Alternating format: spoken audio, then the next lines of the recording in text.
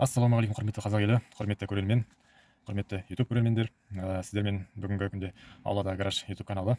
Мен өткен жолында бір Chevrolet Cobalt жайында видеолар салып жүргем. Соның ішінде бір центр замок, жаңағы Chevrolet Cobalt'ың центр замогына жауап беретін предохранительдер қай жерде тұр деген сияқты, және де басқа да функцияларына қатысты бір предохранительдер жаңа салған болатын. Сонда бір Абай Алтынсарин деген бауырым сұрақ қойыпты. Көмек сұрапты, яғни Chevrolet Cobalt'ың жаңағы магнитофон, Cobalt болсын, Lexi болсын, соның магнитофонның предохранителі қай жерде тұр екен деп соны көрсетесіз ба деп соны қазір көрсетіп кетейін. Яғни ол біздің астыңғы жақта бұл предохранительдерде тұрады.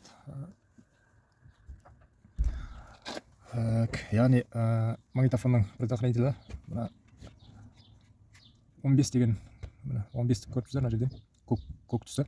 Осы автокөліктің аудио жүйесіне жауап беретін, яғни магнитофонына жауап беретін осы предохранитель.